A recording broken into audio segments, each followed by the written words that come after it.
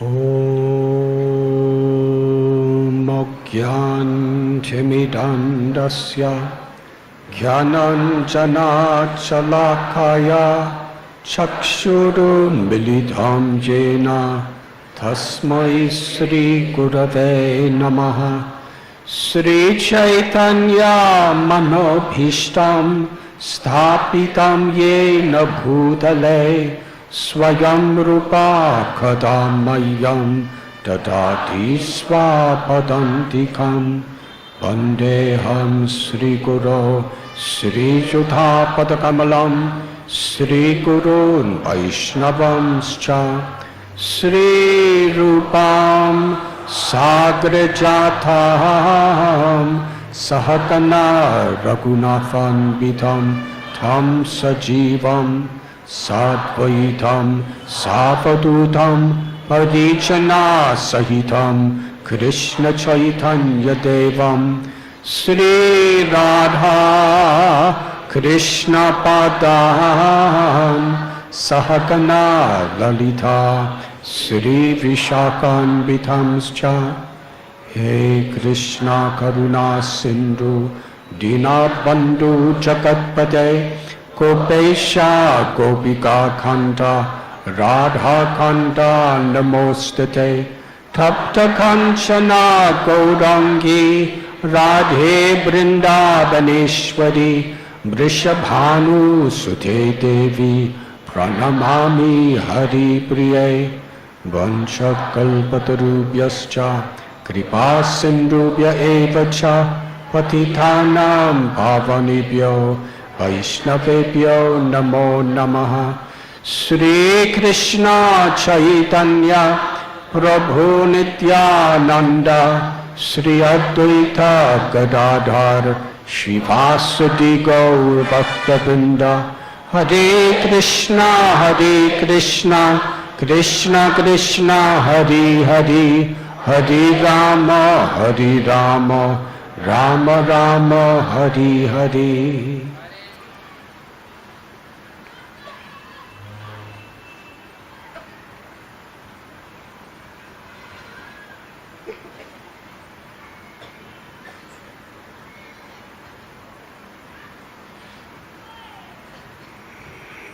Hare Krishna.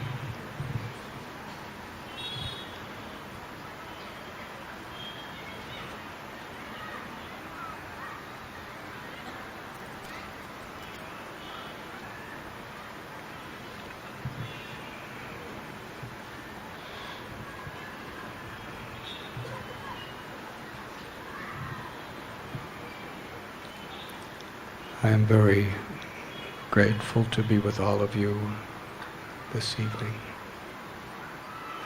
Thank you for being here.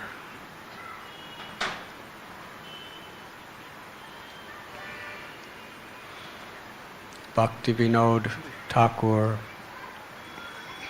has written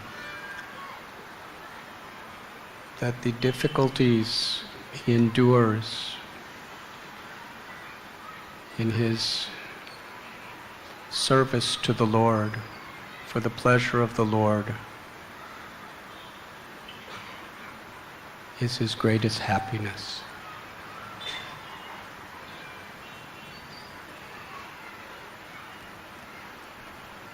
Material life is when we put the flickering pleasures and securities of the mind and the senses in the center of our lives. Our decisions, our aspirations, our goals are according.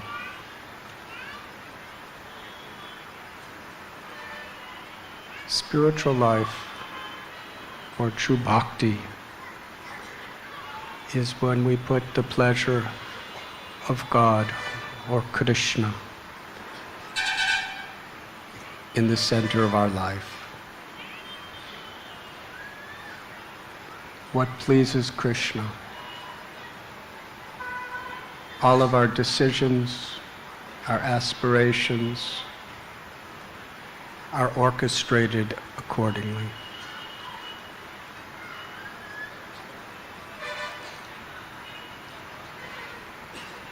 Of course, we have bodies, we have minds, and they are gifts of Krishna. So for Krishna's pleasure, we should keep our gifts in, as far as possible, good conditions. But for the purpose of being instruments of service.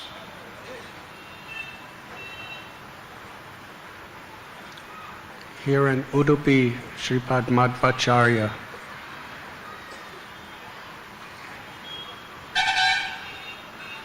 he taught the path of bhakti in a way that was revolutionary at the time. Because even people who were sincere were so much affected by impersonalistic philosophical arguments. They were so all-pervading that the general population and even the scholars were very confused.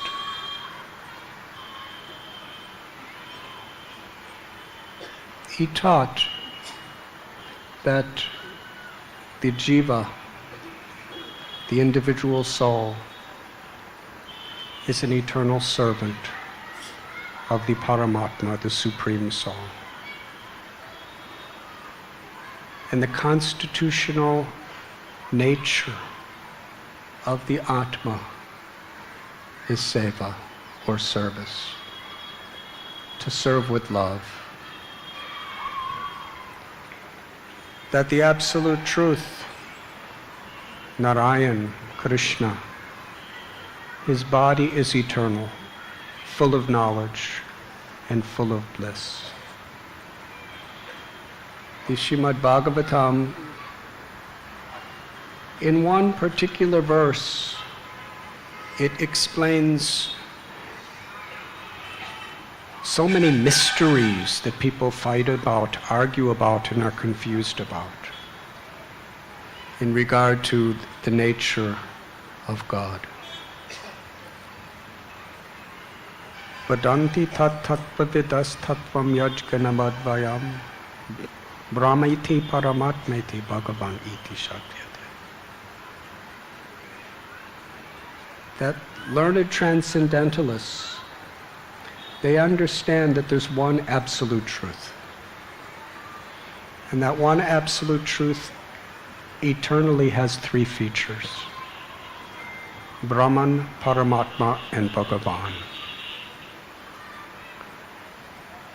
The all-pervading energy, Brahman, which is like a light that is everywhere within and outside of everything that exists, both material and spiritual worlds. Paramatma, the Lord who personally, out of love for all of his children, appears in the heart of every living being. And Bhagavan, the Supreme Personality of Godhead, the ultimate object of everyone's love, who is supremely lovable, who performs pastimes forever in the spiritual world, and those pastimes inconceivably include every living being. Just like in this little yatra of ours, I was told there's about 4,500 people gathered together in this little tent. And when we want to go to holy places, we have to divide up in so many groups because so many buses and so many crowds and so much traffic. And when you want darshan, you have to stand in line. And sometimes for prasad, you have to stand in line. So some inconvenience. In the spiritual world, Krishna, the supreme lover, nobody has to stand in line. There are limitless devotees, literally countless devotees. 4,500, 10,000, 100,000, million, thousand, million, billion, trillion, quadrillions. Nothing. That's just a drop. Limitless devotees in this spiritual world, in so many forms, and each one is unique. Achintya Veda Veda Tattva. We are all one, in the sense we are all of the same substance. We're all part of Krishna. Mamaivam so jiva loket. Jiva bhuta sanatana. Eternally we are part of Krishna. We are Sat Chit Ananda, eternal, full of knowledge, full of bliss. Krishna is the reservoir of all love, and being qualitatively part of Krishna, our eternal natural substance is to love, to serve. But quantitatively, Krishna is the complete whole and we are the parts. Krishna is the supreme master and we are the eternal servants. Now, in the material world, to be a servant is considered a lesser position.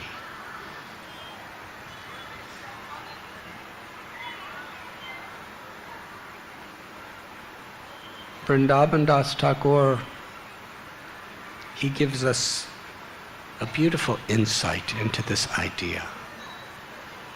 He explains how higher than being a president, prime minister, king, higher than attaining all the 8 mystic siddhis of the yogis that takes hundreds, sometimes thousands of births to achieve, higher than elevation to the heavenly worlds, where there's such a long life of health and beauty and the most inconceivable ways to enjoy. Higher than even liberation is to actually receive the title Das, servant of the Lord. Because none of those other positions could actually satisfy the heart, the soul, because they're unnatural.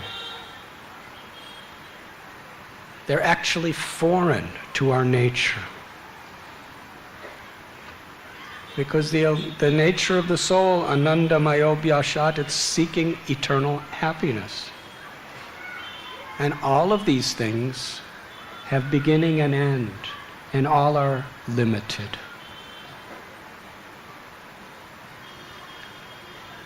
But in the true sense, service is an expression of love. It is the highest thing we could receive. And therefore we find in Srimad Bhagavatam, Ramayana, Mahabharata, Chaitanya Charitamrita, and in the lives of so many historical saints, it's the only thing they pray for, is to serve with love.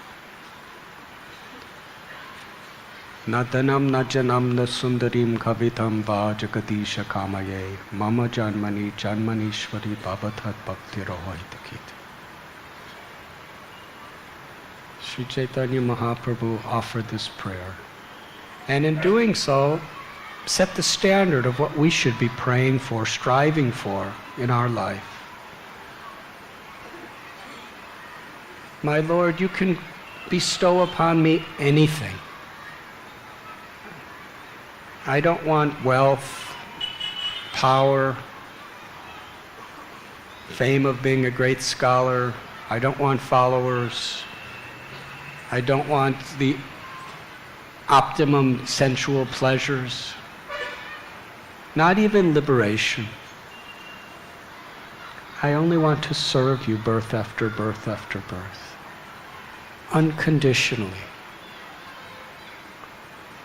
Anyabhilashita sunyam jnana karmanya navartam anukulyena krishnanushilanam bhaktirutam. Lord Chaitanya, he personally wrote these 8 Shikshastakam verses. And he spoke so many deep instructions to his followers. He especially requested Rupa Goswami and Sanatana Goswami to extract the very essence of all the knowledge of all the Vedas, pure devotional service to Sri Sri Radha Krishna in Vrindavan, and write books. And the Bhakti Rasamrita Sindhu describes in great detail what is the ultimate goal and how to achieve it. And he begins with this verse, that true devotion, bhakti, real love, is untainted by any desires for material acquisition, even mystic powers or liberation. Samsiddhyar haritoshanam. Its object is simply for the pleasure of Krishna.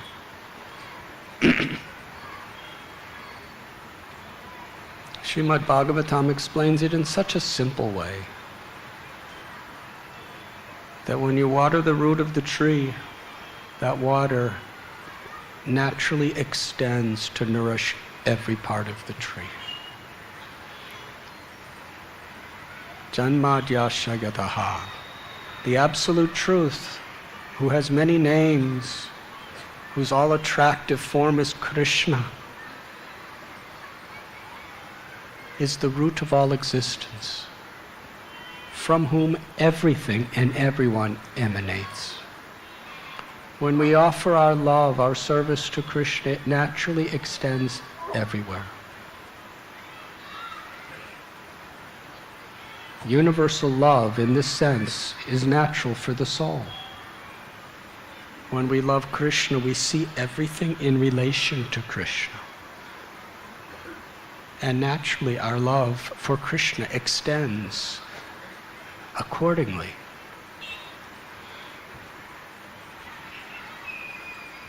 A few days ago in Kishkinda Kshetra, we celebrated Govardhan Puja,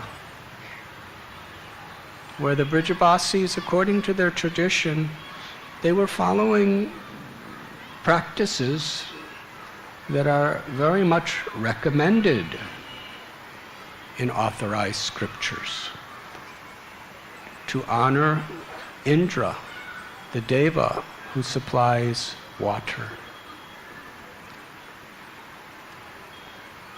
Because when we receive, we should understand that we are depending on a higher power. We should be grateful and we should reciprocate. But when you water the root of a tree, when you satisfy Krishna, every single demigod is fully satisfied. Because they are all like the flowers and the fruits of the tree of Krishna. And our mothers and our fathers and our grandparents and great-grandparents and all of our forefathers and ancestors and everyone, we offer the highest love to all of them and to every living being. Because whatever they have and whoever they are always parts of Krishna. And to love Krishna is not just something theoretical, it's something very practical. In the spiritual world, all the limitless living beings who are in their pure spiritual forms, they are all feeling Krishna's personal, intimate presence time is conspicuous by its absence in the spiritual world. But for our calculation, 24 hours a day for all of eternity. In other words, at all times. No one has to stand in line to meet Krishna.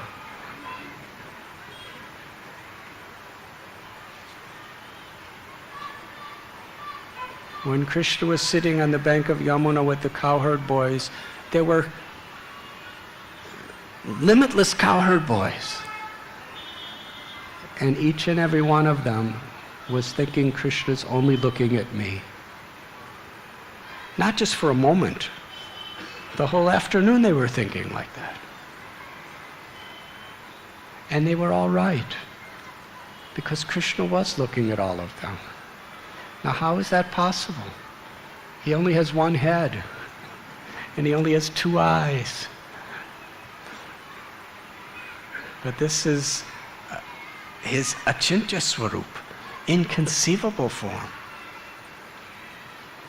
With his two eyes, he could see all living beings everywhere in all spiritual and material worlds.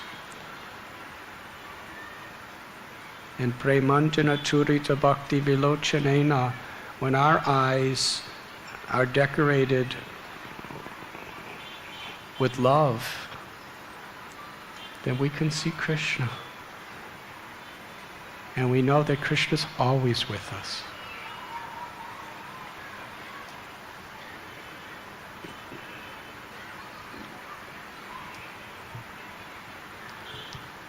So Madhvacharya, here in Udupi, he wanted to establish this principle. That we have a personal relationship with Krishna, and love is forever. But the predominating philosophy is whatever yoga you may perform, ultimately it's meant to bring you to overcome the false ego. And when there's no more false ego, you realize everything of this world is an illusion. And you become God. Aham Brahmasmi. The actual teaching, Aham Brahmasmi, means I'm part of God. I'm of the same substance of God. And I could be godly if I make that connection.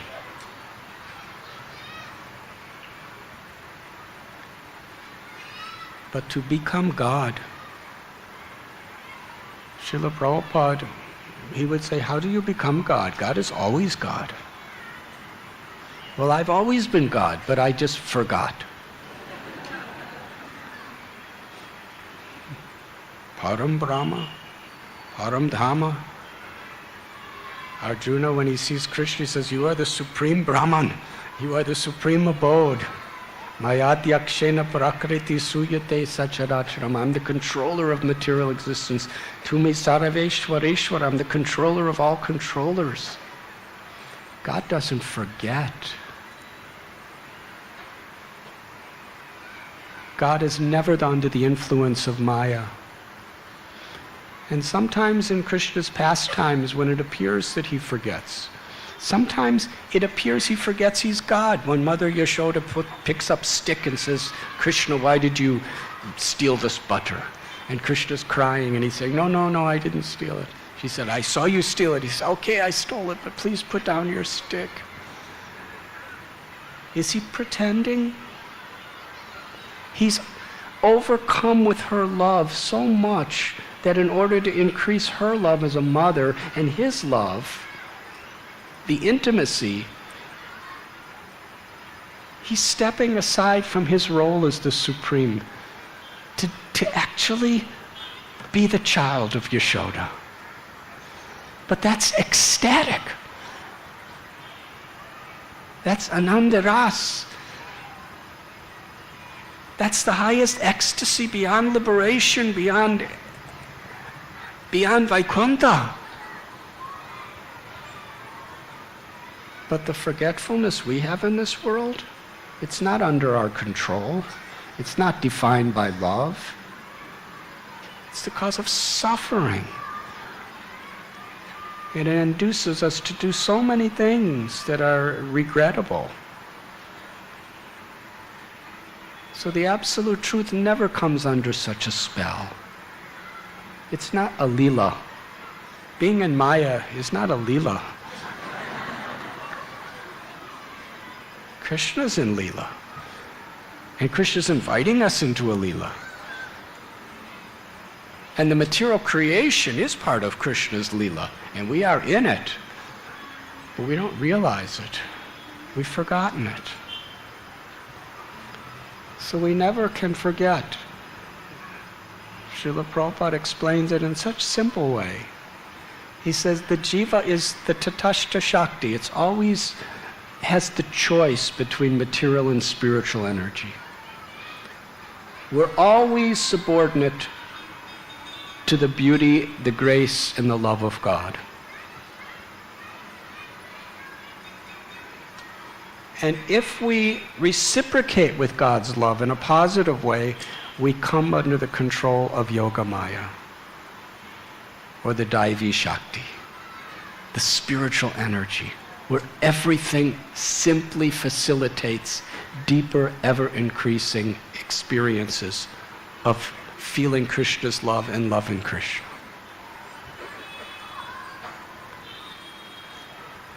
Through limitless ways. But the Bahiranga Shakti, or the Maya Shakti, when we come under that control, these three modes of nature, goodness, passion, and ignorance, keep us in a state of forgetfulness. Krishna tells in Gita, Daivi heshu gunamayi mama maya durateya. That this material energy consisting of the three modes of nature, it's Krishna's energy. It's all powerful. It's beyond our intelligence. It's beyond our ability to control our mind and senses.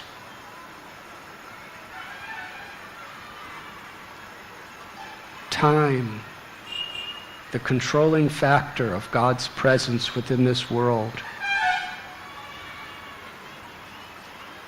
destroys everything.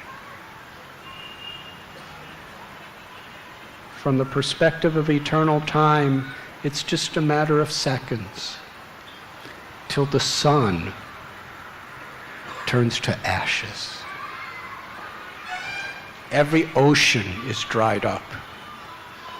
The Earth planet and every other planet becomes powder. And what to speak of our little lifetimes? How long do we live? We're getting old, we're getting a disease, we're dying. It's the nature of the body. So Maya is very, very strong. But if we take shelter of Krishna, if we recognize that we're completely dependent on Krishna, and that's not a depressing situation, that's the most optimistic state. If we're completely dependent on somebody who's very mean, that's depressing. But when we hear Krishna's loving pastimes and Krishna's loving teachings from Srimad Bhagavatam, from Ramayana, from Bhagavad Gita, to be completely dependent on Krishna, on Sri Radha, as our mother and our father, our friend, our lover,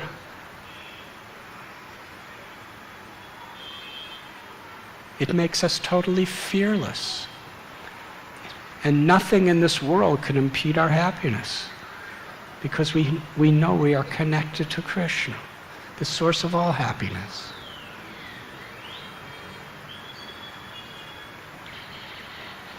So this conception that ultimately God is formless and you are formless, God's form is illusion. God's pastimes are illusion.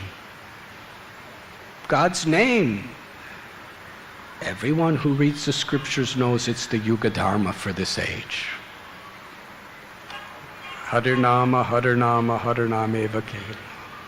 In the Kali Santarana Upanishad, it describes these 16 words, 32-syllable mantra, the Maha Mantra. There is no greater medicine to cure us of the ignorance and illusion in this age of Kali than the chanting of Hare Krishna, Hare Krishna, Krishna Krishna, Hare Hare, Hare Rama, Hare Rama. So in this sense,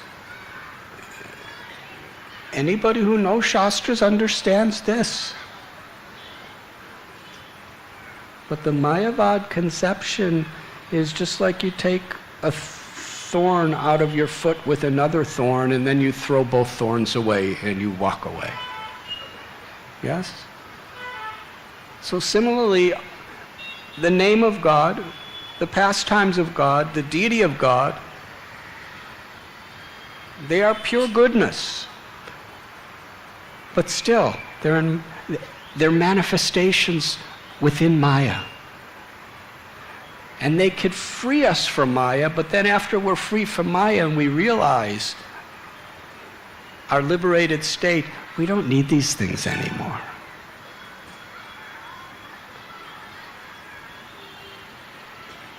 But for great bhaktas like Madhvacharya, Ramanujacharya, Sri Chaitanya Mahaprabhu, Ballabhacharya, these great saints and avatars and the scriptures themselves, such an idea breaks their hearts. God's name is not different than God. Hanumanji was constantly chanting Ram's names. He was constantly serving Ram. And when he was offered any benediction, the only thing he wanted, let me always remember you, eternally chant your names and eternally serve you.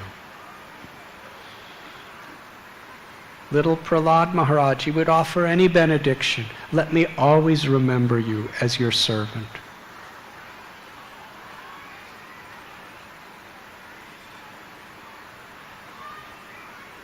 This material world is not an illusion because it's God's energy. Om Purnam Ada Purnamidam. If we understand the absolute truth is absolute, then God's energy is not an illusion. God's energy is divine. In Bhagavad Gita, Krishna says, Daivi Shuguna Mama Maya Durateya. Daivi means eternal. Daivi means transcendental. He says, this material energy, this divine energy of mine consisting of the three modes of nature. Prakriti is Krishna's energy. Everything, all the manifestations within it are ever changing, but the principle of Prakriti, the energy, is eternal.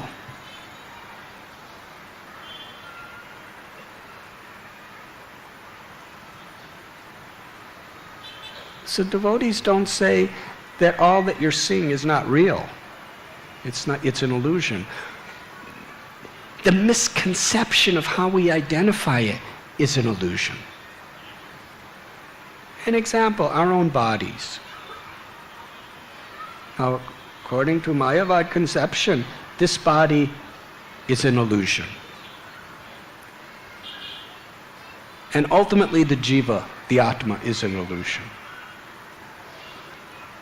The Vaishnava philosophy is the Atma is eternal. And this body may be temporary, but it's made of God's energy, therefore it's real. The illusion is when the Atma identifies, I am this body. That's Maya.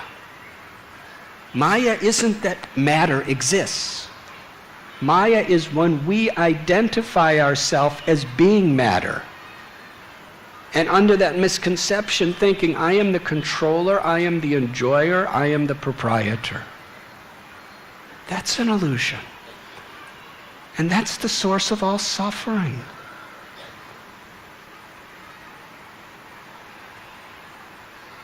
to understand the sacredness of the world is possible when we learn how to utilize this energy in Krishna's service. Transformation of material into spiritual is bhakti. And that's done simply through consciousness, to seeing the potential within everything and everyone. So Sripad Madhvacharya, he was really strong. And he was quite athletic. He was Bhima. He was an expansion of Hanuman.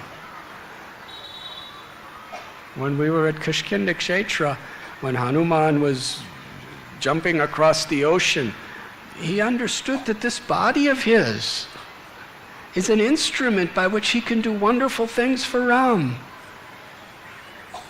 With that body of his, he presented the ring of Ram to Sita and brought her the greatest joy. She was in such desperate separation from Krishna, from Sri Ramchandra. Hanuman saw her weeping, crying, just crying out in Ram's name. And with his hand, he presented her Ram's ring. She took that ring and she pressed it to her heart.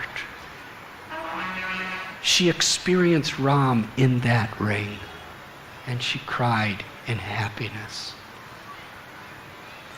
So for Hanuman, this is what the body's for.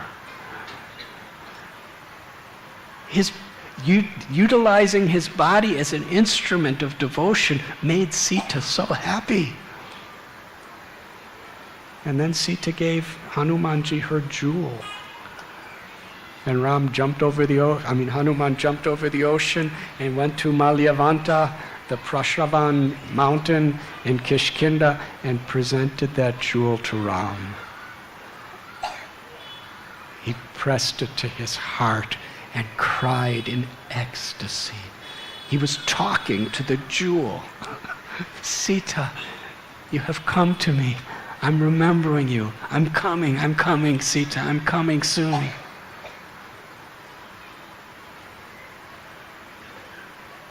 So when we use our body for the pleasure of the Lord, how can we say it's an illusion? How can we say it's unreal? It's something beautiful. Even this body may be temporary. The soul is eternal. And while it's in this body, the human form of life could be a very sacred boat to take us across this ocean of material existence and give pleasure to Krishna.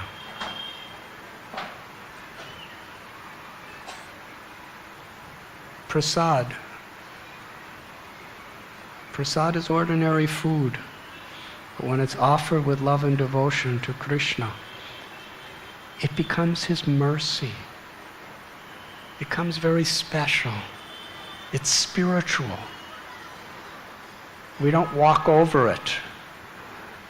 We don't disrespect it, because we appreciate its spiritual reality and the truth within it.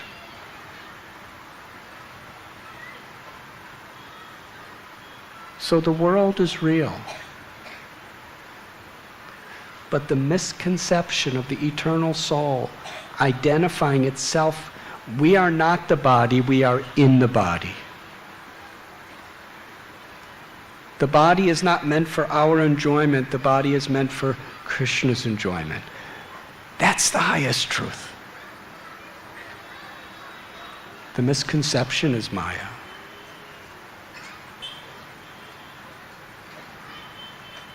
We were speaking yesterday how Sripad Madhvacharya, he took sannyas when he was about 10 years old,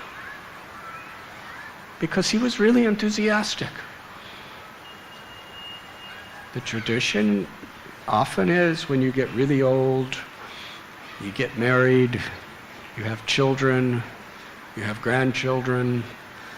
After you have children and grandchildren, then they take over all the responsibilities of the family. Then you take vanaprastha and eventually take sannyas just before death.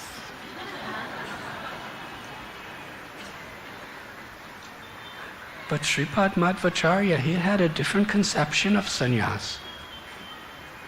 His idea was sannyas is not just meant for our own liberation. Because actually the path of bhakti is so powerful that you could be a grihastha, you could be a family person and attain the highest perfection. If you see your home as Krishna's home, if you see your family as Krishna's family, if you see your body as Krishna's body, if you see your occupation as a means of facilitating Krishna's service, and we chant the holy name, Bhakti Vinod Thakur, he had over 10 children and a wife and several houses and a job. And yet the greatest renunciates, Gorkashore Das Babaji Maharaj and others, were coming to get his blessings and learn what are the highest truths from him. Grihe tako vanne tako sadahari bole tako Sukhe dukhe bolo nako vadane harinam korore gai gora madhu sware. Little Prahlad became a grihastha. Dhruva Maharaj became a grihastha. They were married. Ambarish Maharaj was married. Durvas Muni was a renunciate. And who had a deeper connection? Ambarish. He wasn't only married, he was a king. Ranti Dev. What was his renunciation? But he had a wife and children. Kunti Devi. She was a mother with children.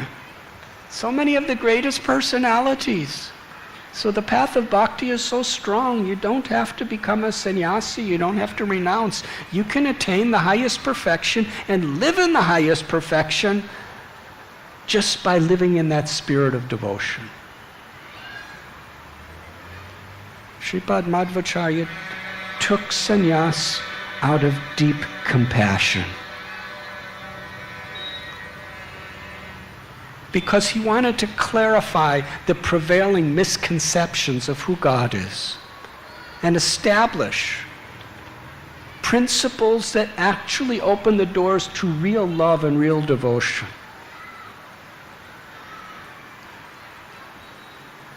And he wanted to give his entire energy for that purpose. And for that, he considered sannyas to be favorable. He had nothing else to do, no other obligation to anything or anyone except to spread the glories of pure devotional service.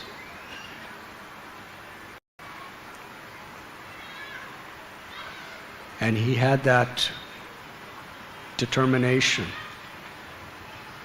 at the age of 10.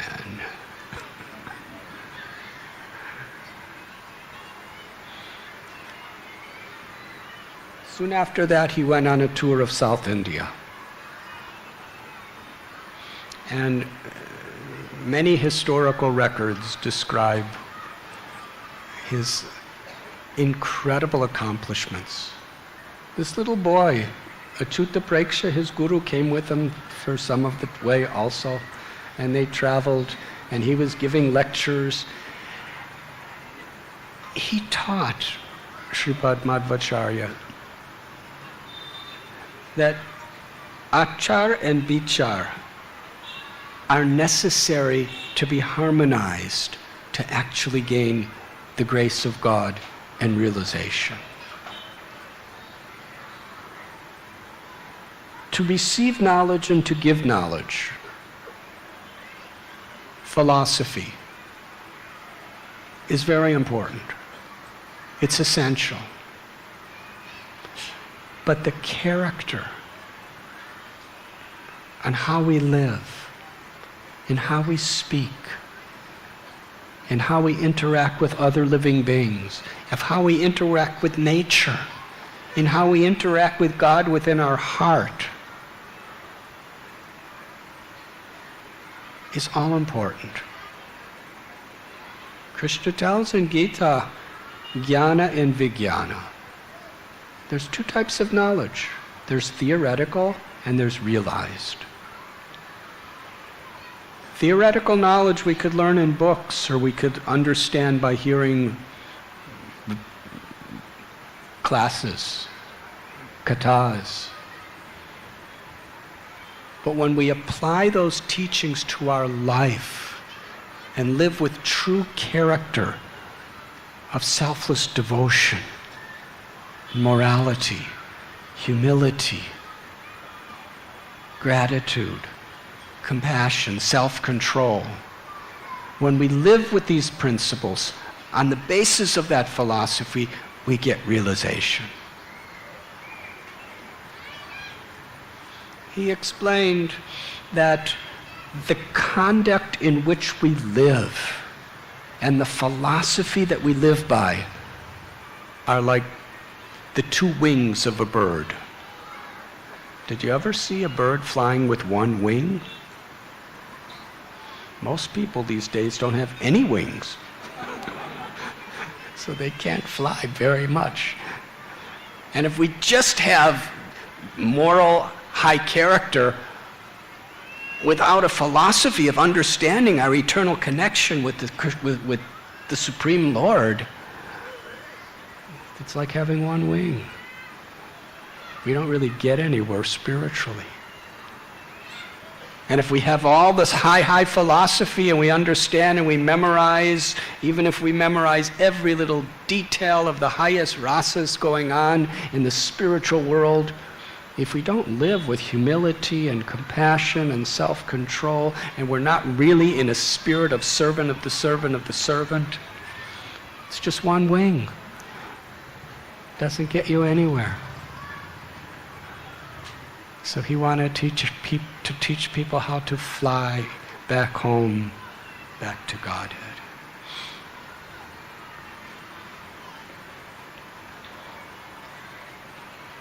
And his body was very strong too. When he was in Goa, he was given 4,000 gigantic bananas to eat and 30 pitchers of milk. And within a few minutes, he ate it all. And he didn't get fat. He didn't even have to lay on his left side.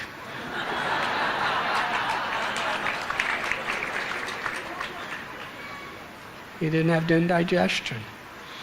He just... We cannot imitate.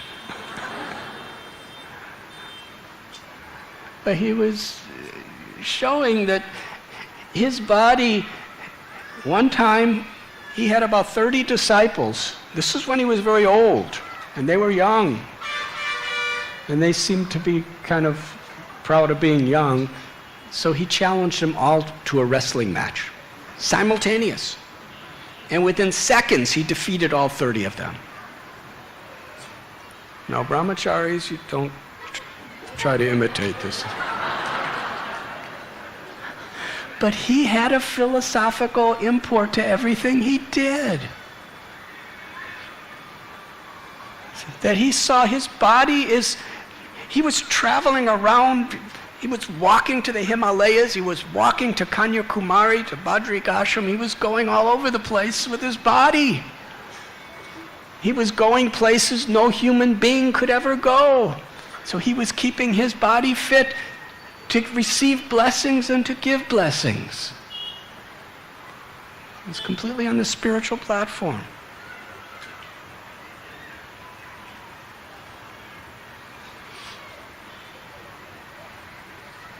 Then he decided,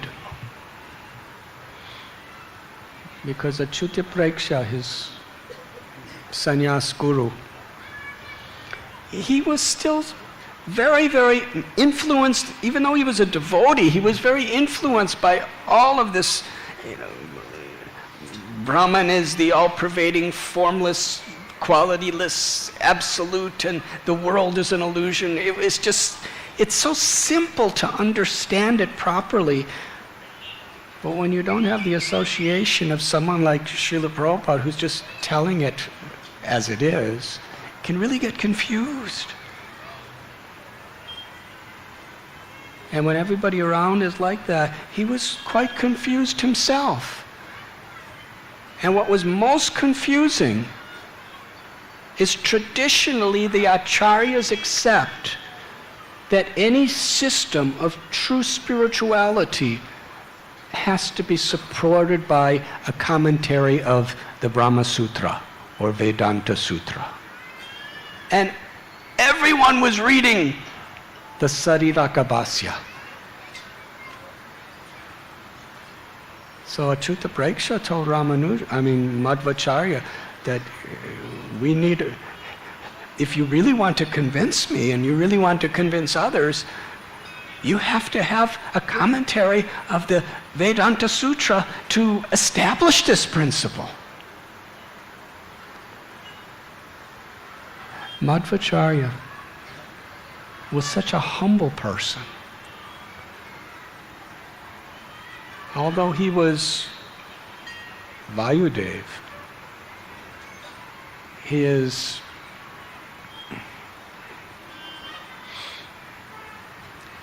divine incarnation of God's intimate devotee,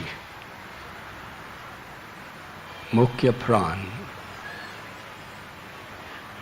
by his example and by his own heart, he wanted to get the teachings and the blessings of Vyasadeva. Because the Brahma Sutra was written by Vyasadeva.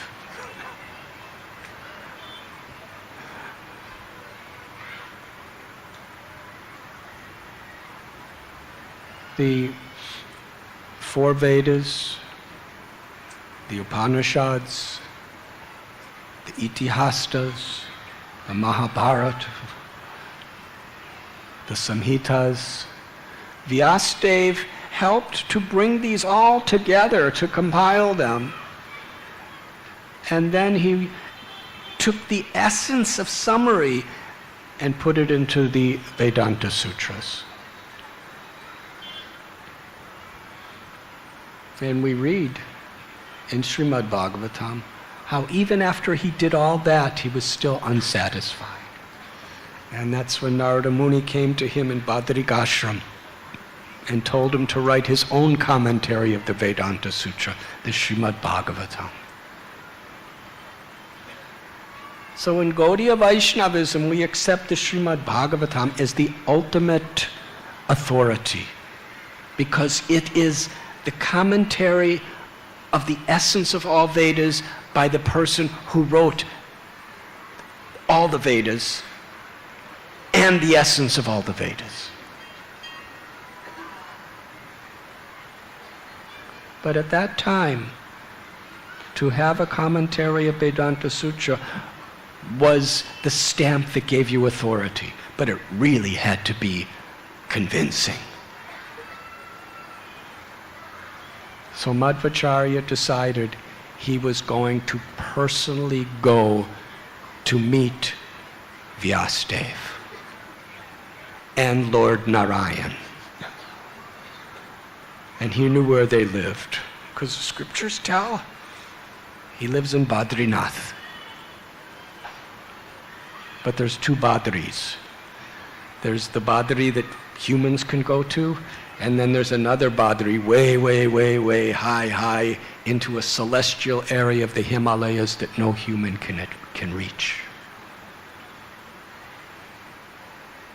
So he told Satyatirtha, one of his intimate disciples, and some others, let us go to Badri. And from Udupi, they walked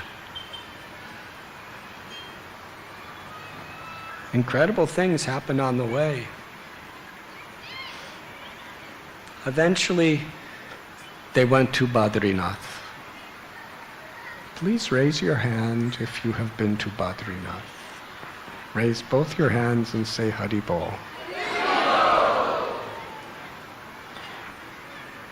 So there is the temple of Badri Vishal. It's on the banks of the Alaknanda River. In olden days, just 1 or 2 generations back, there was only one way to go there, and that was to walk. And for most people, they went to Badrinath when they were about to die. Because usually if you walked there, you never came back, because you went through jungles and everything. But in Kali Yuga, so many things happen. What happened is China, we have some really wonderful Chinese devotees here, so all respects to China. But back in the 50s and 60s, there was some tension between India and China. And China's at the border of India, so they wanted to have military troops, so they built roads. And there's military stations near Badrinath, just to be near the... So now, because of the military roads, we can drive to Badrinath.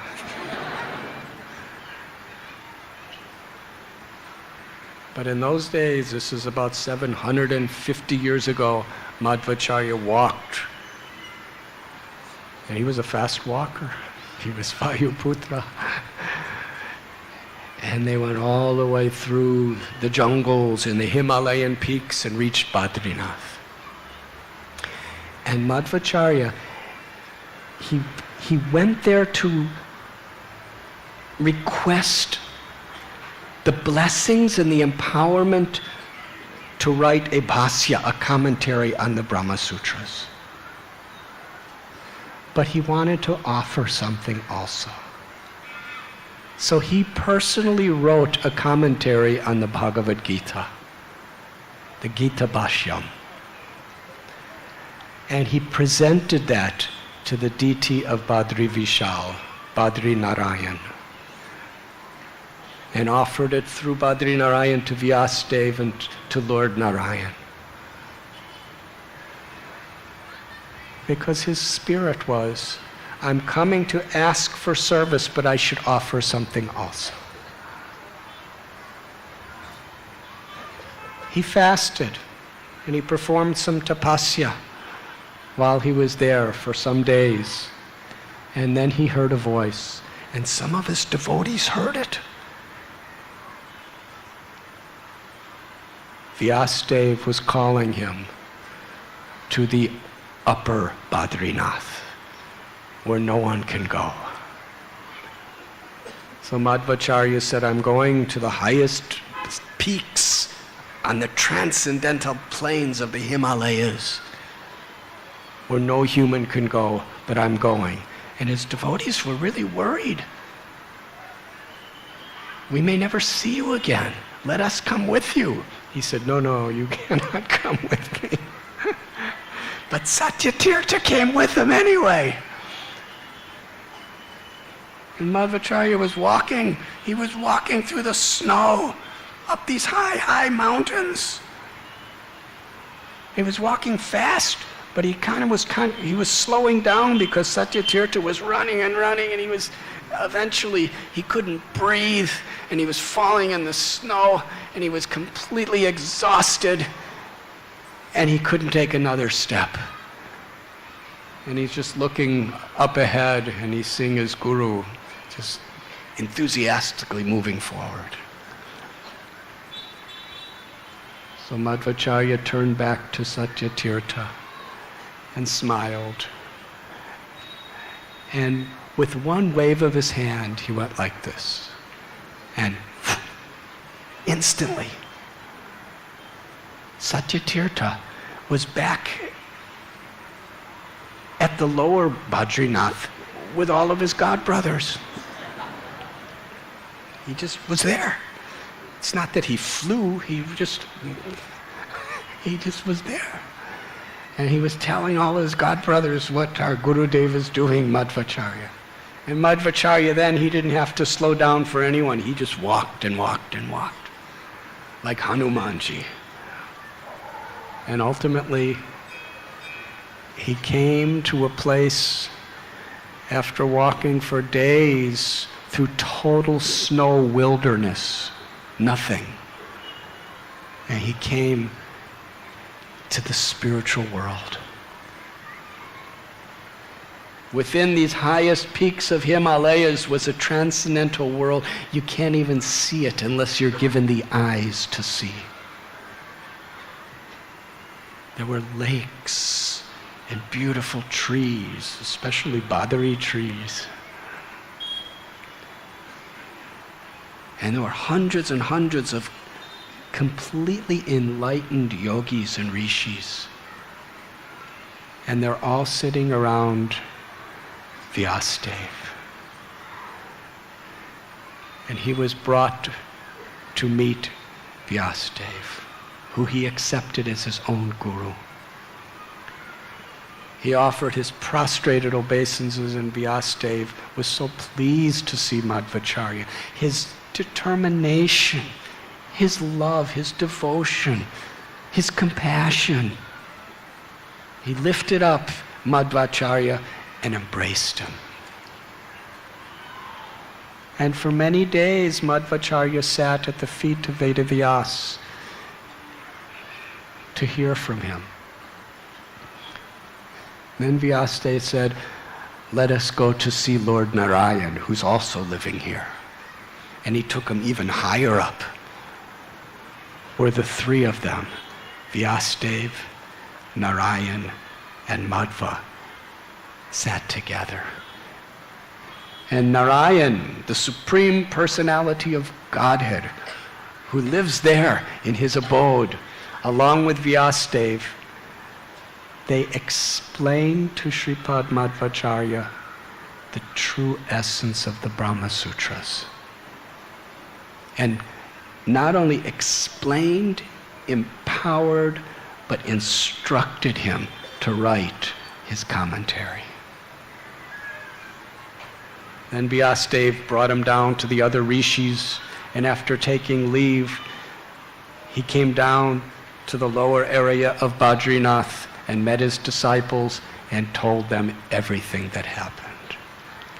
And it was there in Badrinath, in the little village where the temple is, that he recited his commentary of the Brahma Sutras. In Satyatirtha, he wrote everything down on palm leaves. In those days, there was no computers. There wasn't even papers and pens. He had to carve them in palm leaves. But he did it with such efficiency because he had such a desire to please his guru. It was in Badrinath, it is said, that Vedavyas, he spoke Mahabharata to Ganesh. And Ganesh wrote everything down without ever asking, "What did you say?" That was his enthusiasm.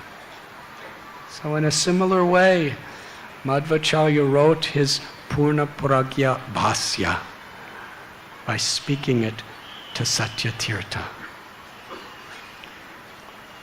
When it was written, they left Badrinath and began to travel to the southern parts of India. They traveled to many places.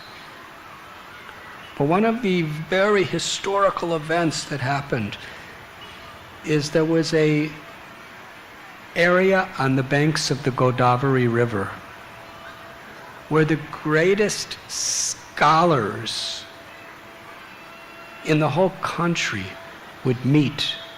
Sometimes they would have debates, sometimes they would just try to deeply discuss scriptures and philosophies.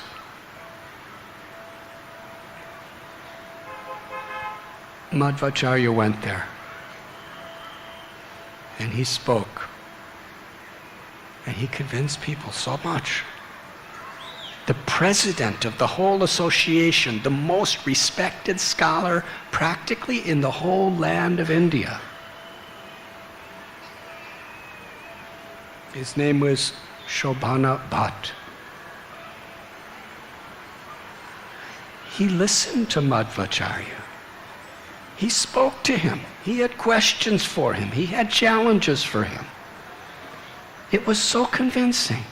And what was most convincing is the humility, the intelligence, the compassion, and the character of Madhvacharya.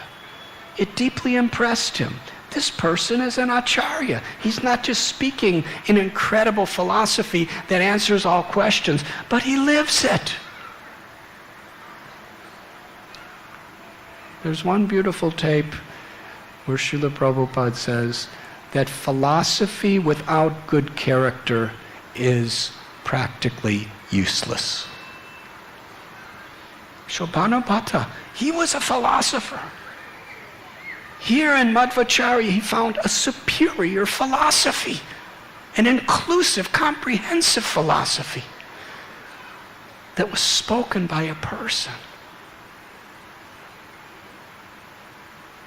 who, because he had love for Krishna, for Narayan, he had deep, genuine, selfless compassion for every living being.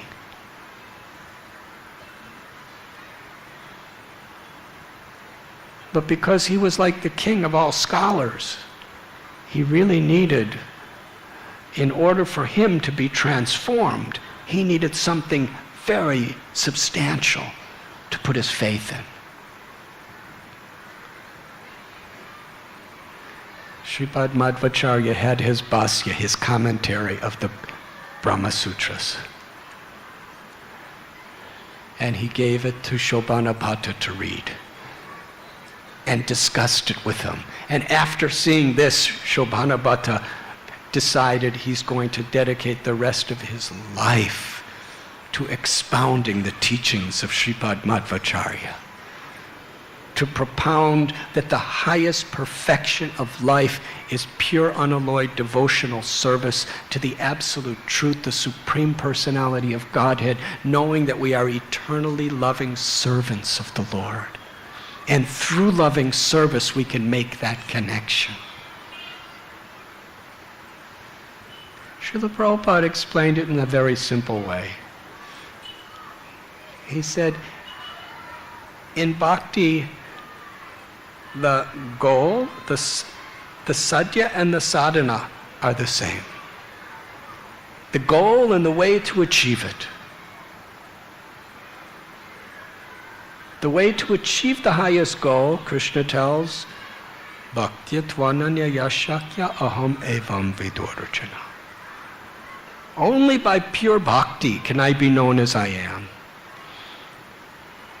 And the goal we achieve by loving service is loving service. We practice loving service to become purified, and in the pure state, beyond loving service cleanses us of our egos and our selfishness. It's the most powerful thing in all of creation because it attracts Krishna's grace. And when we become cleansed, then we serve with ecstatic love. We become an instrument of Krishna's ecstatic love in everything we do. And there's no greater joy than that, forever.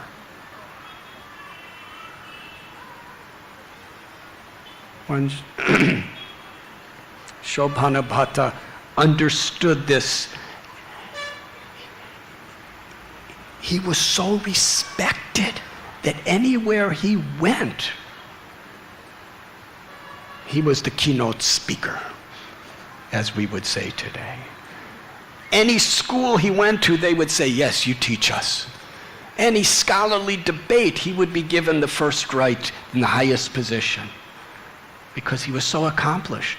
And now, with all of that incredible facility he had, with deep compassion as an instrument of Madhvacharya's grace, he was teaching pure devotional service. Incredible. The impact that one man had. And later on, he took sannyas from Madhvacharya. And his name was Padmanabh Tirtha. When Sripad Madhvacharya returned to Udupi, Achyuta Preksha, his sannyas guru, was so happy to see him after so long separation. And Madhvacharya presented him his commentary on the Vedanta Sutras. In those days, that was the seal that you really have an authorized school to teach from. And when Achyuta Preksha read it and asked his questions to Sripad Madhvacharya, he was totally convinced. All of his misconceptions, all of his impersonalistic tendencies, they were gone forever. Philosophically, logically, scripturally, experientially, and through realization, he had realized the topmost spiritual state of love for God.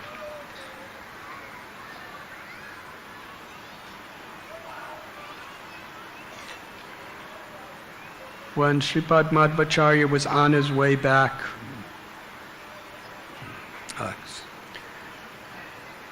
actually when he was in Udupi, how many of you went to Udupi Krishna temple? Please, if you went and you had nice experience, say Hari Bol very loudly, please. Much louder, please. One more time. Thank you, thank you.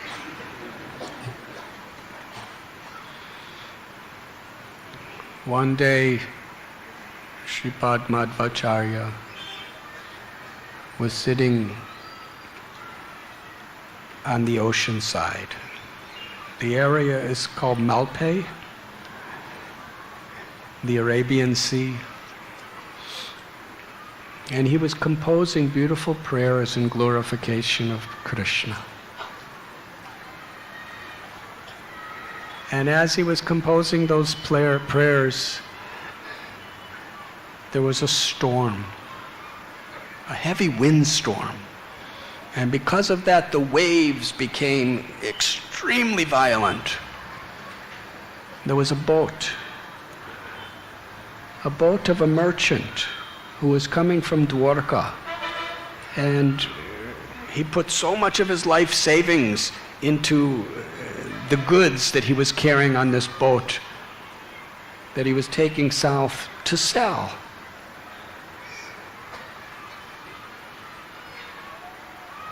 But the storm was so turbulent that his boat was sinking, and waves were crashing against him, and winds were smashing him.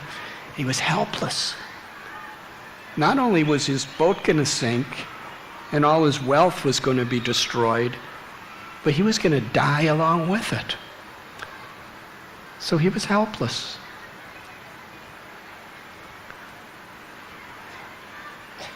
Srila Prabhupada, in one place, he said, when he was in the Jaladuta, which is a cargo ship, sailing across the Arabian Sea, the same sea, and there was some storms, and there was waves, and that's when he had heart attacks.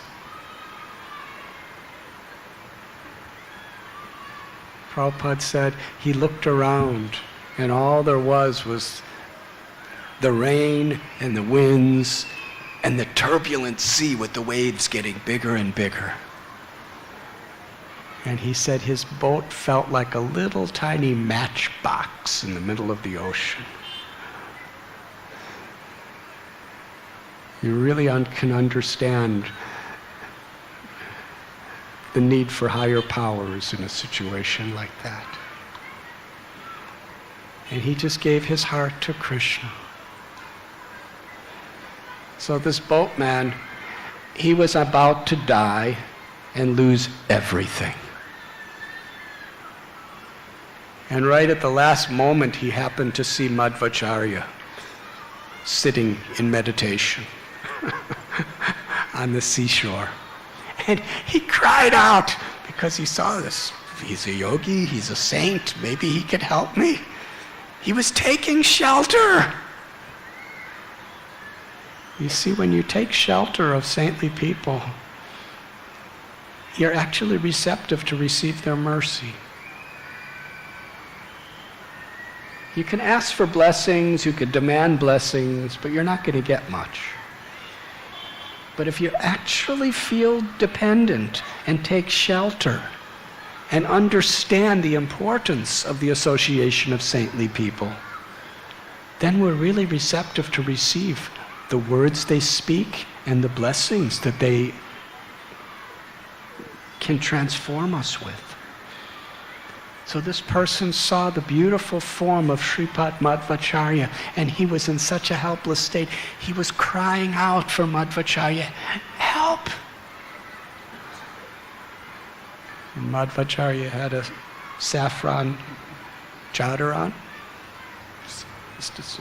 some cloth he was wearing, kopan, and he took that cloth and he just waved it. And the storm disappeared.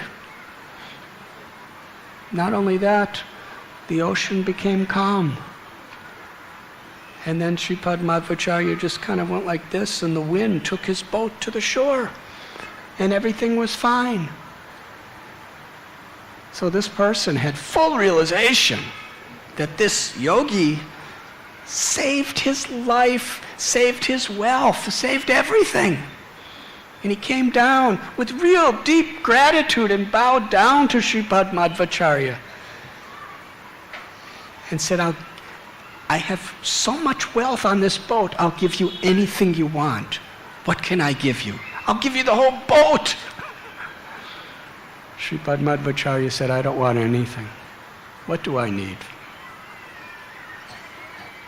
Devotees who have Krishna in their hearts are Atmarama. They're self-satisfied. If you're not satisfied with Krishna in your heart, no matter what you have, you'll never be satisfied. He said, I don't want anything. But the person really wanted to, he said, I have gold, I have pots, I have the boat, anything I'll give you. Madhvacharya said, you're coming from Dwarka? He said, yes. He said, do you have any Gopi Chandan? Gopi Chandan is clay. Especially in those days, that clay was so easy to get in Dwarka. It's for free. There's just places with clay. You just pick it up and blocks of clay. And sailors, in order to balance their ship, they would have the Gopi Chandan, because it really didn't cost anything. It was more or less, from a material side, it was so easily available, it had no value. But when you take things off your ship, you have to balance it with something else, so they would keep big mounds of Gopi Chandan. Now for a devotee, Gopi Chandan is if you go to Dwarka, there's a place called Gopi Talab. How many have been there? Please raise your hands and say Hari Bol. We should go on another yatra there.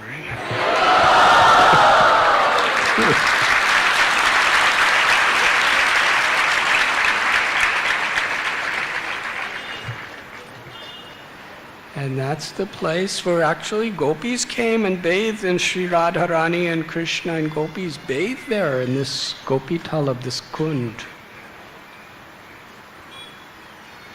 And the dust from Krishna and Sri Radha's bodies and the dust of the feet of all of the gopis became that clay. So from that time, it's considered priceless.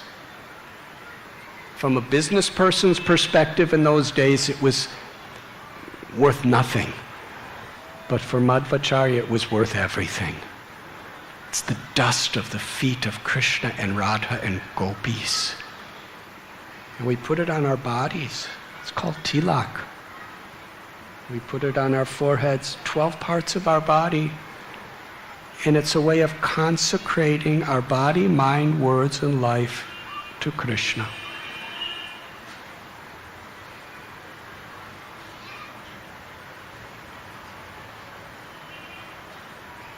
So he said, please give me, you have some Gopi Chandan? He said, yes, I have 2 mounds of Gopi Chandan. So he said, you can give me that. And they took the 2 mounds of Gopi Chandan out. And one of the mounds broke open. And inside was an incredible deity of Balaram.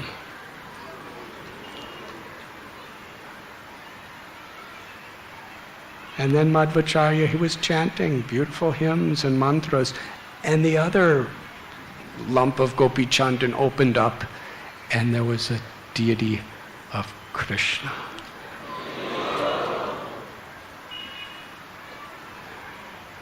Incredible deity of Krishna. And Madhvacharya knew the history of that deity.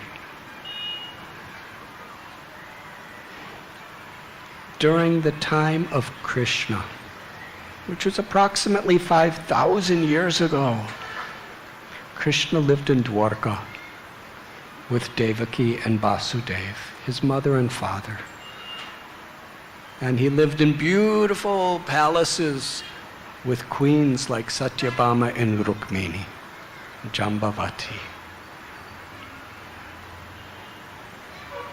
Krishna lived approximately 10 to 11 years in Vrindavan. And then Akrura brought Krishna to Mathura.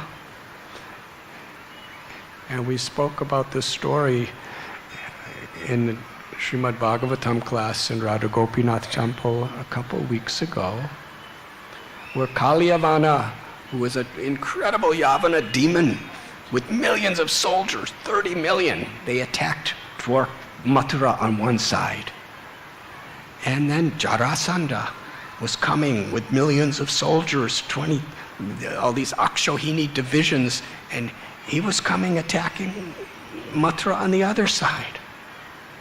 So Krishna and Balaram went out to meet Kalyavana, and in order to protect the citizens of Mathura, he empowered Vishwakarma to build a fort in the sea called Dwarka. Now, I think the day after tomorrow, our yatra is complete. It's the beginning of the yatra, actually, the second part of the yatra. But then you all have to return to your homes, maybe by train or plane or bus or rickshaw. Now, when Krishna wants to move you, it's very special. The people of Mathura, the whole Yadu dynasty, they were in their palaces in Mathura, their homes, and they all went to sleep one night, peacefully. So Krishna, he transferred them all to Dwarka, and nobody even woke up. In the morning they woke up, and they're in a brand new palace in Dwarka. They're looking around. Incredible. So that's how Dwarka was created by Krishna. But Devaki, who was Krishna's mother in Mathura. According to Srimad Bhagavatam, he was within her womb when she was living in the prison of Kamsa. The Janmastami Leela. And then that very night, Vasudev took him across the Yamuna River to Gokul, where he was raised by Yashoda and Nanda Maharaj. Devaki expressed to Krishna in the inner chambers of their palace in Dwarka that I've heard so many beautiful leelas or stories about your charming childhood activities in Vrindavan. Yashoda Mai, as your mother, she was a witness. She could be a part of those childhood activities. I heard stories where you would just be a naughty little boy and you'd steal butter and you'd completely conquer everyone's hearts. By the time you came back, you were a prince. I want to see those pastimes, that as your mother, I never saw you as a little child. So Krishna, to fulfill Devaki's desires, he manifested himself as Bal Gopal, little Krishna. And he jumped on her lap and drank her milk.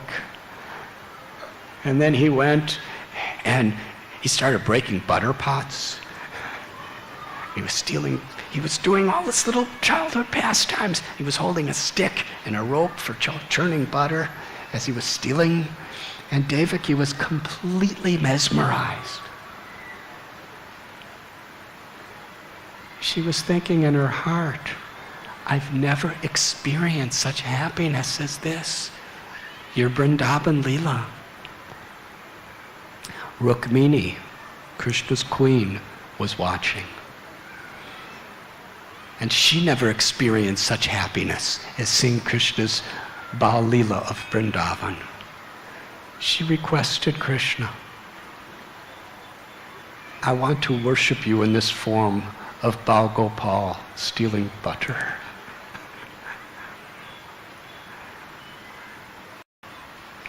Can you give me a murti that I could worship? So Krishna called Vishwakarma to carve that identical form that Rukmini was seeing of Krishna of Vrindavan as the butter thief. And he carved out of a pure Shalagram Shila that form of Krishna. And in one hand he's holding a stick and in the other in a rope. And Rukmini Devi, although she was personally serving Dwarkadish Krishna day and night,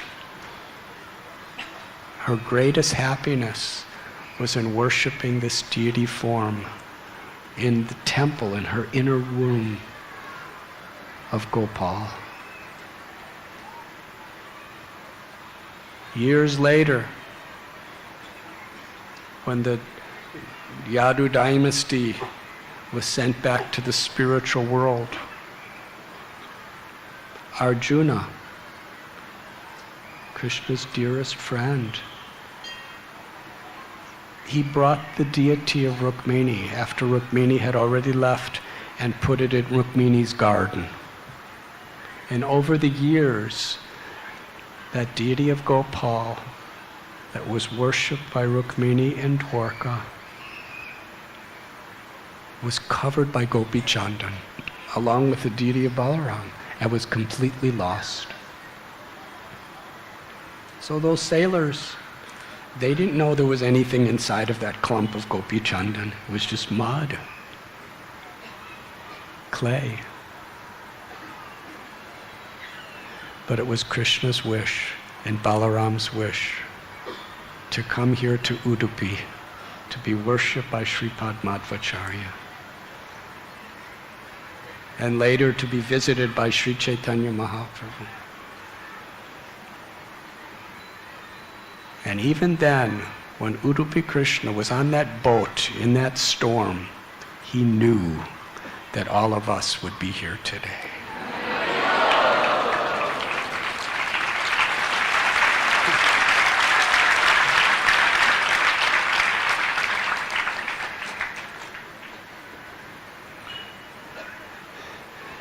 The devotees, Sripad Madhvacharya said, let us bring, Balaram is installed in a temple close to where the sea is.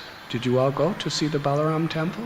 No. But he wanted to bring Krishna back to the town of Udupi. But Krishna was so heavy, nobody could pick him up. 30 of his disciples tried to lift him, but they could not lift him. Then Madhvacharya, chanting beautiful songs in glorification of Lord Krishna, effortlessly picked Krishna. And as he was carrying Krishna back to Udupi, he completed his beautiful prayers, the Dvadasa Stotram, which for many followers in the Srimad Bhattacharya Sampradaya, even almost 800 years later, chant every day.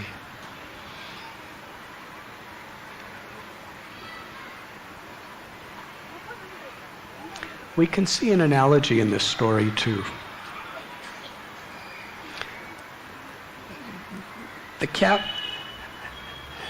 That merchant who was on the ship is like the Jivatma.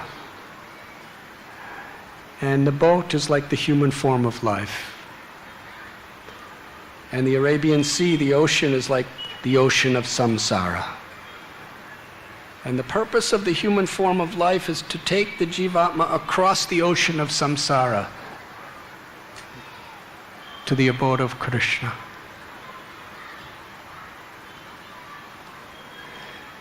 That storm is like the attraction of the senses for their objects.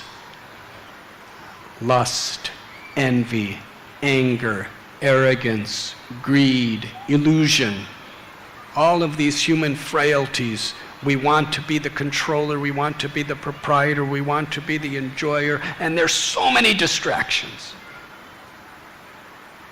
Mental distraction is desire for recognition, prestige, adoration. And then there's the senses that want to feel something, touch something, taste something, hear something, smell something, see something, just enjoy. Have you ever had that experience? That's like the storm. And that storm, if we get too attached to the attraction between the mind and the senses for the objects of this world, we sink. We sink in the storm in the ocean of samsara. And in that sinking, we take birth after birth after birth again. But Madhvacharya, in this case, he's the grace of God, which comes through the grace of Guru, the grace of Vaishnavas, the grace of Holy Scriptures.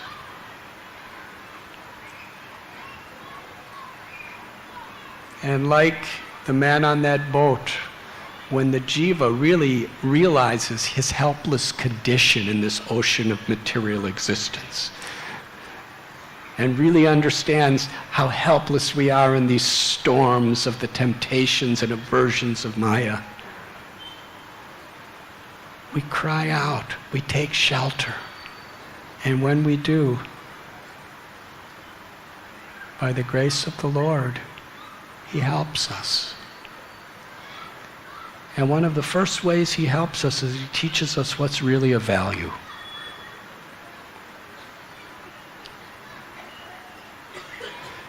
The man's wealth, everything else, Madhvacharya didn't give much value to that. But Gopi Chandan, that had value. What is Gopi Chandan?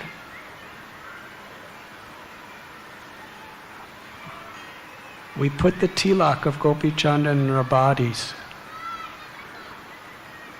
to represent a Vaishnav lifestyle. The Gopi Chandan represents the character, the aspiration, the sadhana, living a life of a Vaishnava. So the grace of Guru and the grace of God is they give us this type of life to live. To live as servant of the servant, to live with morality for Krishna's pleasure. To live as an instrument of compassion for Krishna's pleasure. Yogi namapi sarvesham madgaten antaratmana. Krishna tells of all yogis, one who abides in me with great faith is most intimately united with me in yoga and is the highest of all. So to actually receive, when we ask Srila Prabhupada, what can we do to repay you for all you've given us?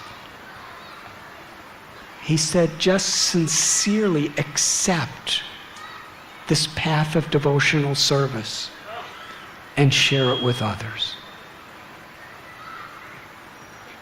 That's the life of a devotee. Gopi Chandan represents when we get the grace of Guru, we receive what he gives us. A life of service, a life of purification. And through that grace, Krishna appears.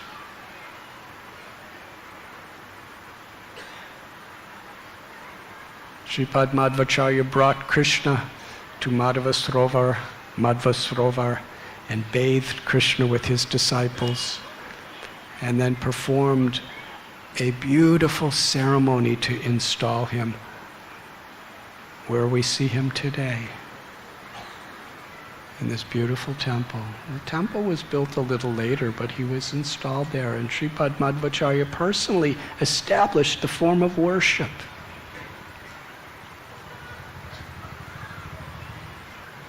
And Krishna was so beautiful, so sweet, so merciful.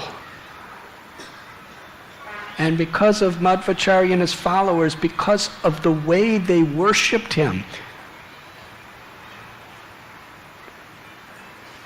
people by the millions started coming to Udupi to have the darshan of Sri Krishna.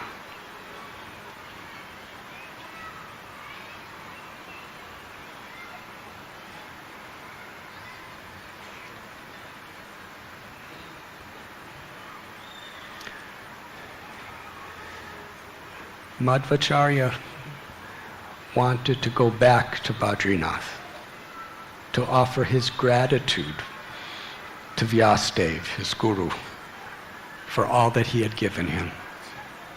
And he wanted to present to him the Purna Pragya Bhasya, the commentary of Vedanta Sutra that he wrote under his instructions. So along with several of his then sannyasis and other disciples, they began their journey from Udupi back to Badrikashram. And the biographers of Sripad Madhvacharya tell many incredible stories about what happened on the way. Can I tell just a few? There was a king. His name was Ishwaradev. And the problem is he really thought he was Ishwaradev.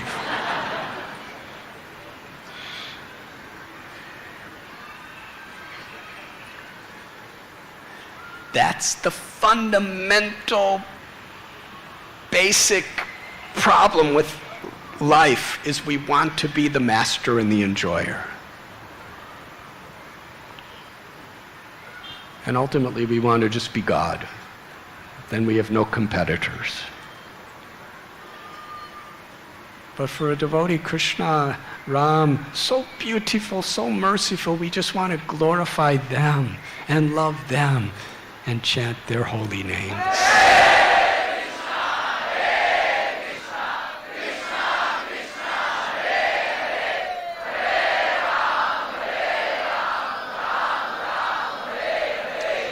King Ishwaradev,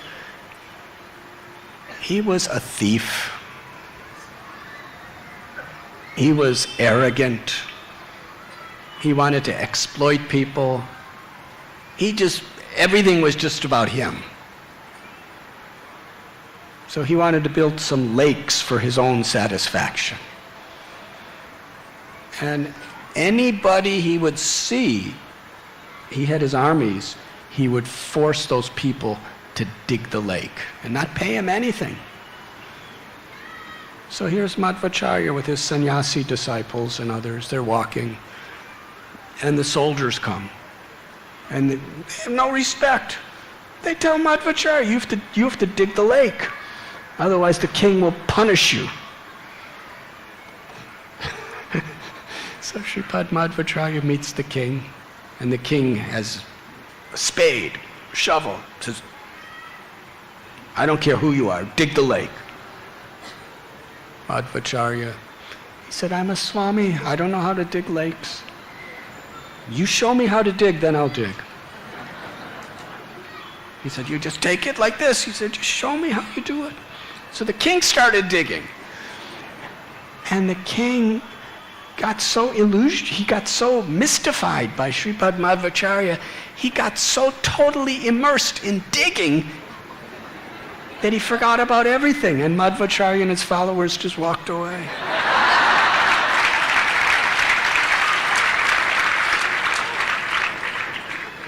Another time, because in those days India was so many little kingdoms, there was a Turkish king who really hated Hindus and was really he was also a very cruel person. So he had armies, and they came to the river Ganges, the Ganga, and they stopped any boats from crossing the Ganga. It was a wide river, very forceful river. Now to get to the Ganga, you have to cross to get to Badrinath, you have to cross the Ganga there. So there were no boats. And on the other side there were armies who were going to kill anybody who tries to get into their territory. So what are you going to do? Sripad Madhvacharya told his sadhu disciples, stand in a line, one after another, single file, hold each other's hands. So they were on the shore of the river, holding each other's hands, and then he went right into the front and he held the hand of the first person, the first Swamiji, and he started walking into the Ganges, and he was pulling all of them, and they crossed it. The biographers, I haven't found where it says whether like Vasudeva and Krishna, where it just kind of opened up for him, or whether they walked over the water. Somehow they crossed it.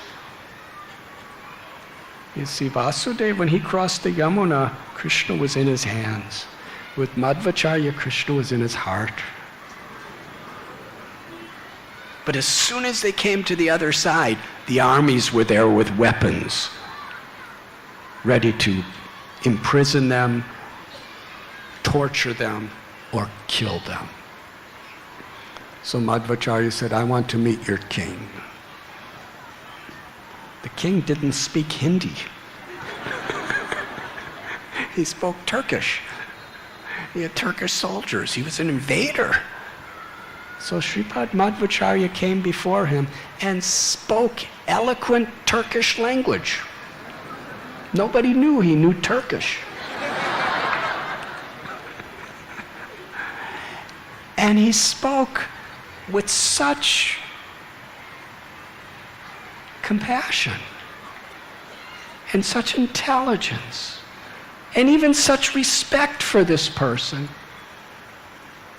Even though the soldiers were about to kill them, the king, he was charmed.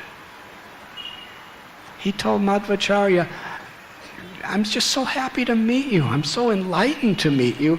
I want to donate to you some really nice land where you can do whatever, you could live. So Madhvacharya, he didn't want any land. The king touched his feet and asked for his blessings. And they continued their journey. When they got near Badrikashram, they were going through a forest. And Satyatirtha, who was the person he was such a faithful, devoted disciple. He would do anything for his guru. And he was the one empowered to write down the books as Sripad Madhvacharya would dictate. But Satyatirtha was alone in this area in a forest, and suddenly a gigantic tiger attacked him. And nobody was around. So he thought of Krishna. This is the end.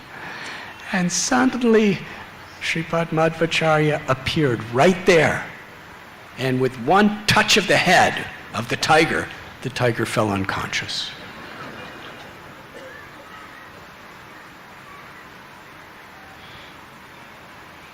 The moral of the story is there are many tigers in this world. But if we take shelter of the Vaishnavas who hold Krishna in their hearts, we can be rescued from those tigers within and without.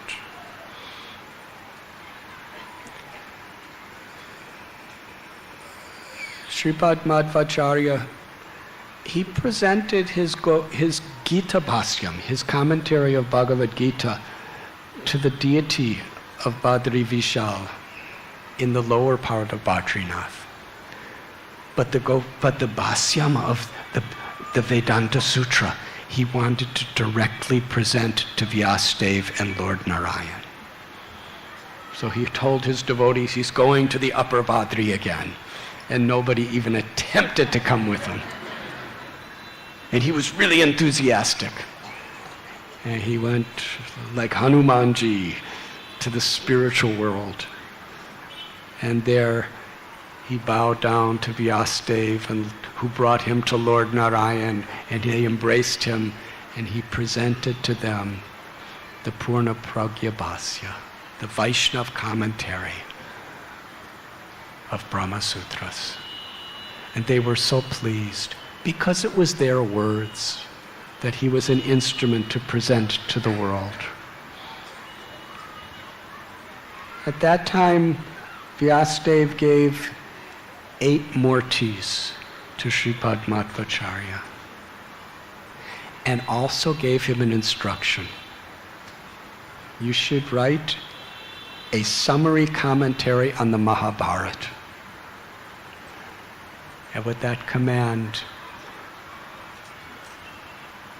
after sitting with his guru and his beloved Lord, he returned to his devotees.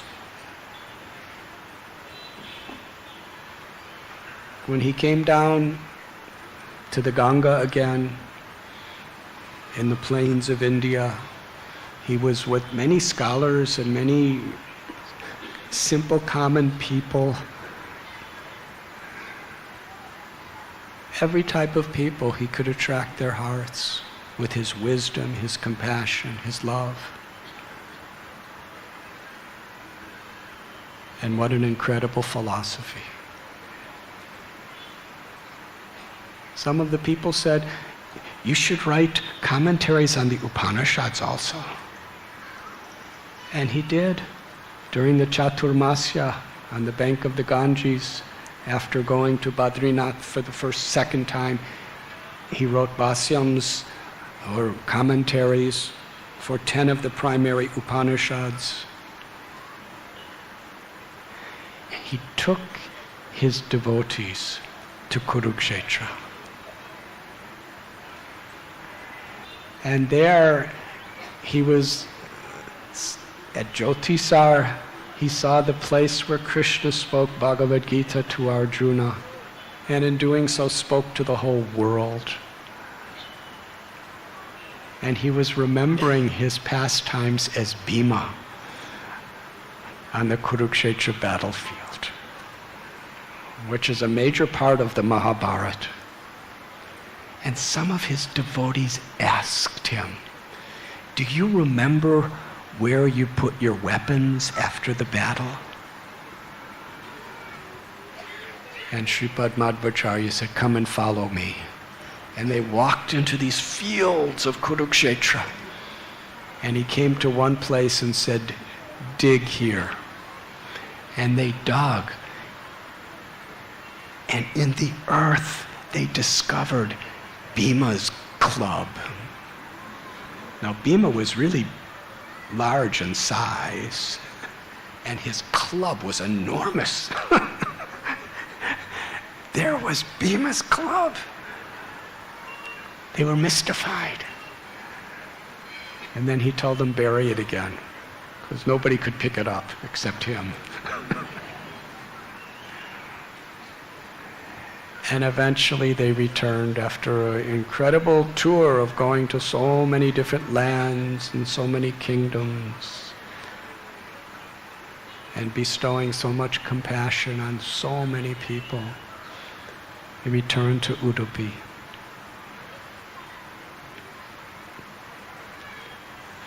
When he was around 79 years old, he told his devotees that when I physically depart from you, my spirit will remain here in Udupi.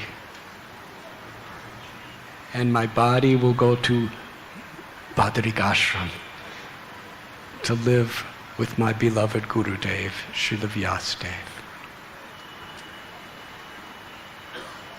And in the Ananteshwar temple, he would give his lectures on a regular basis. And on the side of the temple, there's a window. When you look in the window, you see the same seat that Sripad Madhvacharya would give his talks.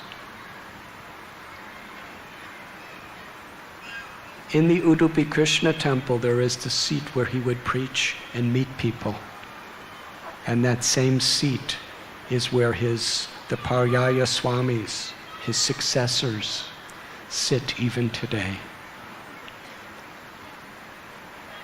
It was there when he was speaking the Aitareya Upanishad, was it? Or Samhita? He was speaking and his body simply disappeared. And those who were witness to this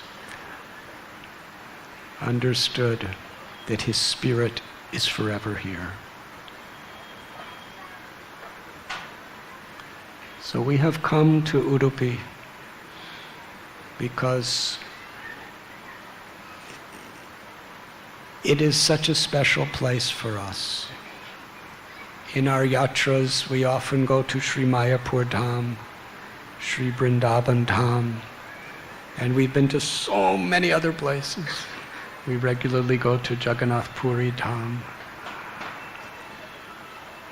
Sometimes we go to Ayodhya or Naimisharanya, Badrinath, Gangotri, Yamunotri, Pandharpur,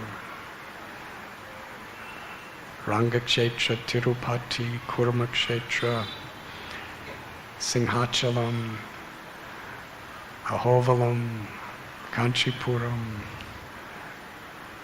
Rameshwaram, Chitrakoot. We've had many yatras. The idea of a yatra is we come together. We put everything in the world aside and we're just pilgrims. We're among people who have one purpose. This is oneness. Although there's 4,500 of us individuals with different bodies and different backgrounds, we have one purpose: to help each other to love Krishna, to help each other to serve Srila Prabhupada and please Srila Prabhupada by pleasing the Vaishnavas by taking shelter of the holy names. And these holy places are very, very special. Sri Chaitanya Mahaprabhu, we read in Sri Chaitanya Charitamrita, it says, he bathed in Pampasrovar and visited Kishkinda Kshetra. And sometime after that he came to Udupi. And he had darshan of beautiful Bal Gopal, Udupi Krishna.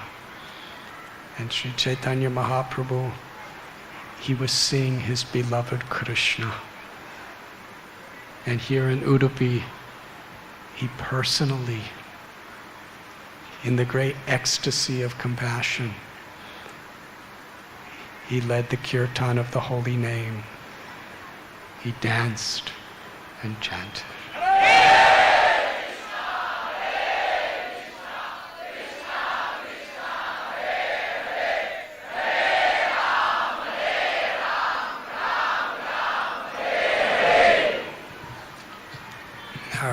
Our beloved Srila Prabhupada, our founder Acharya, he opened the doors to all these holy places for us.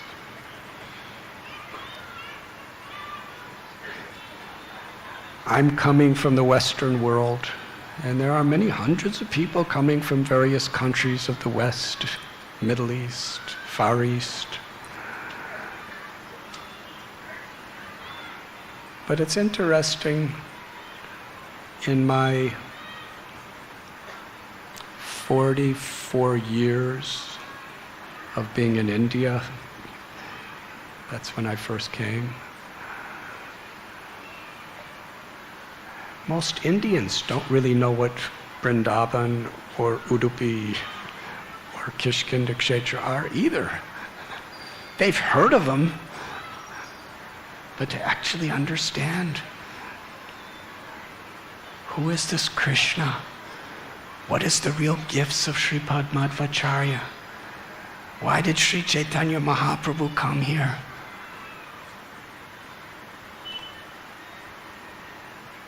He took the philosophy of Sripad Madhvacharya and the other great Vaishnavacharyas to build a foundation by which he could spread Krishna consciousness to every town and village throughout the world.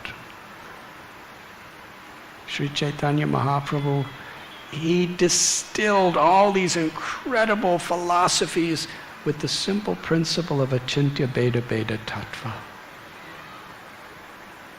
We are in inconceivable one in difference to Krishna, the jiva. The jivas for each other, and the jivas with material nature, and every aspect of material nature with each other.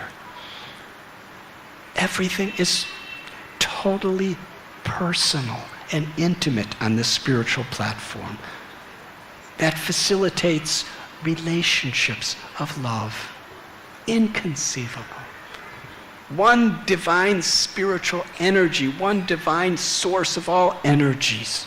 But within that oneness, there's inconceivable, indescribable, limitless variegatedness for Krishna to enjoy and for us to be enjoyed. And by being enjoyed, by experiencing the ultimate happiness. Krishnadas Kaviraj Goswami tells in Sri Chaitanya Charitamrita, the gopis, they want nothing for themselves. They don't want any happiness for themselves. They only want Krishna to be happy.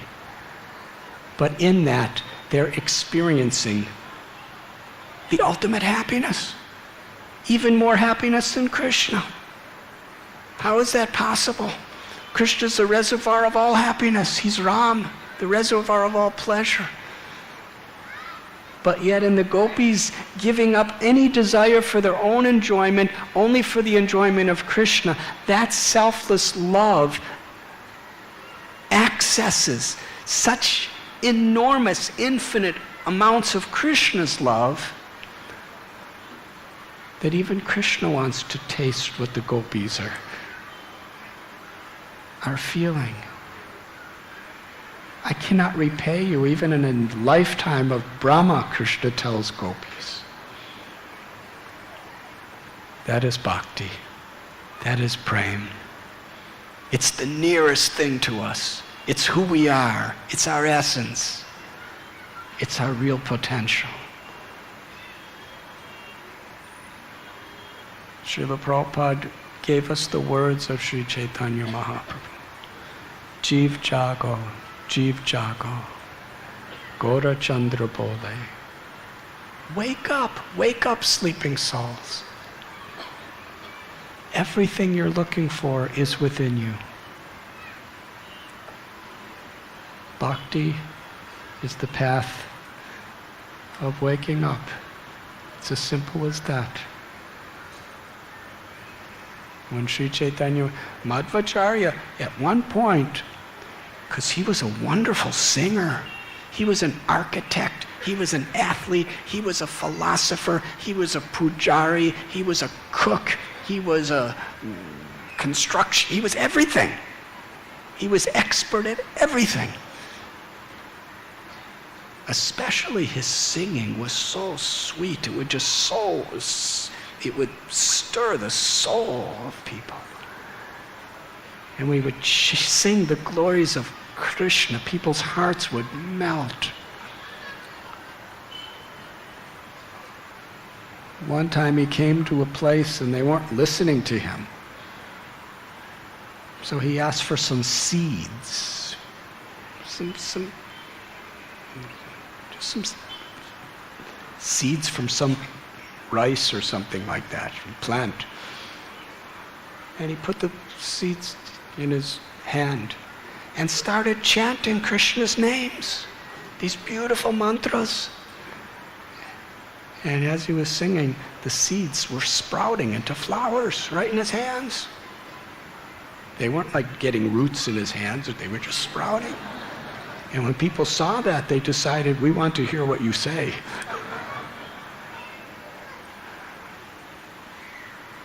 So that is the power of this mantra of God's holy names.